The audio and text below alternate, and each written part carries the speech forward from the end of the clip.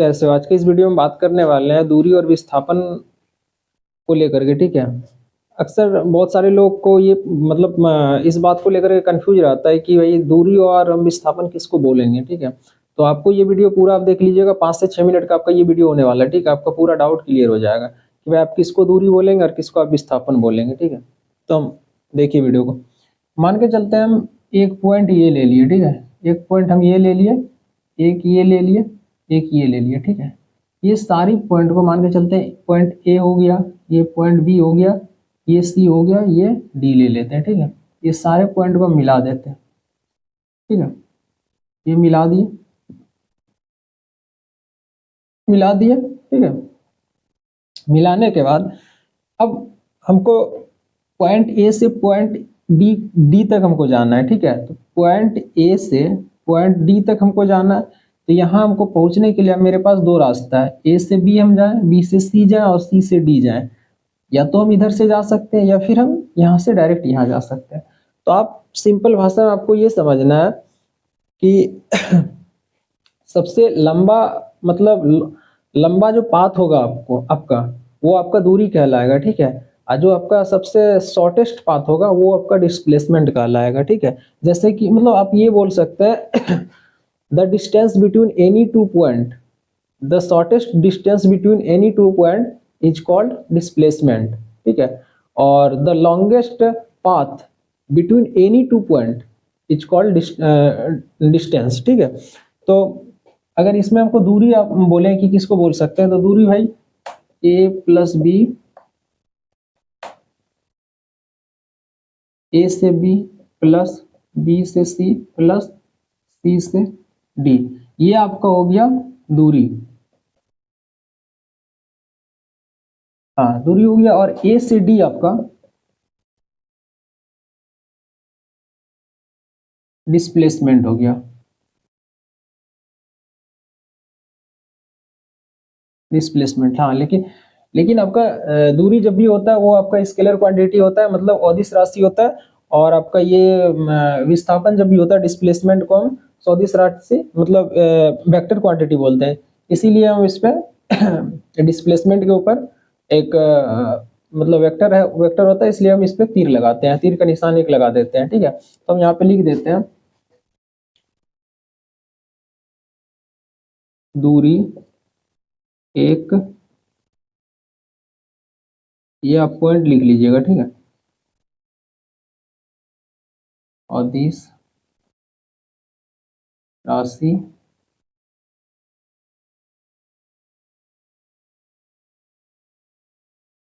होता है और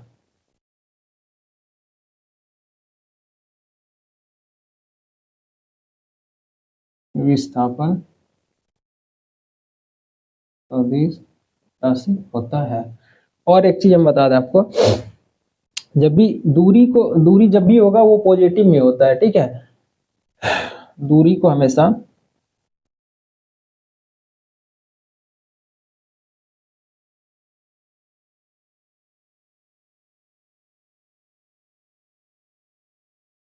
दूरी हमेशा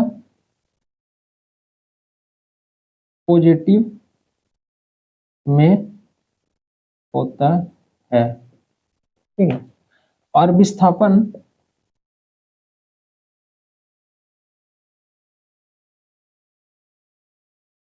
पॉजिटिव, निगेटिव और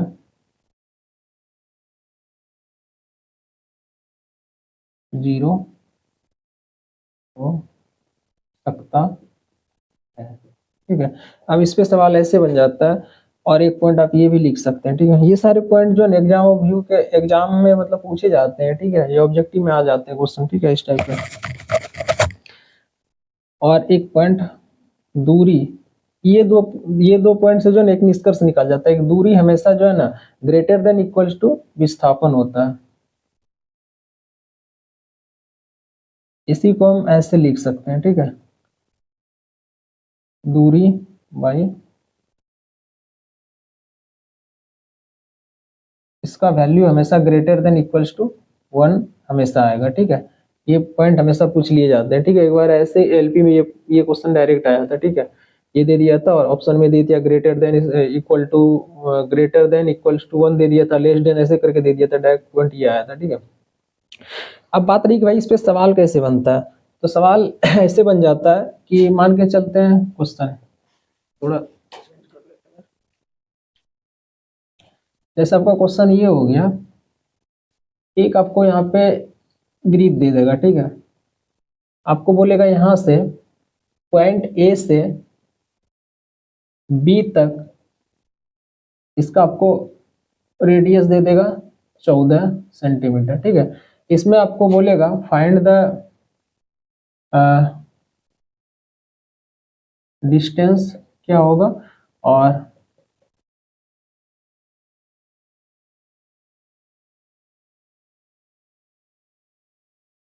डिस्प्लेसमेंट क्या होगा। ठीक है, तो सिंपली आपको डिस्प्लेसमेंट कैसे निकालना है भाई।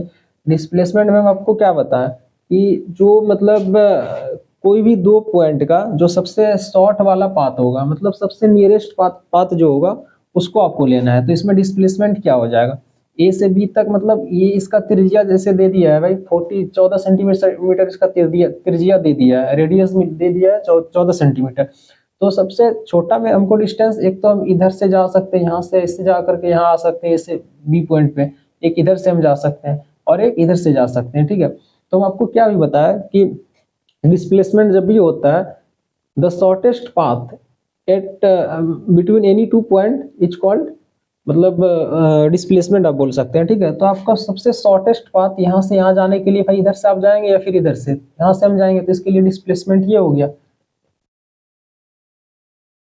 डिस्प्लेसमेंट बराबर आर प्लस आर बराबर 2r बराबर 2 इंटू 2r हो गया,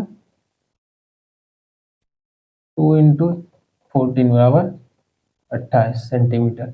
अब इसमें अगर आपको बोल देगा, ये तो डिस्प्लेसमेंट है, डिस्टेंस बोलेगा, डिस्टेंस के लिए हम क्या कर सकते हैं भाई, वृत्त का परिधि क्या होता है 2 पाई आर होता है।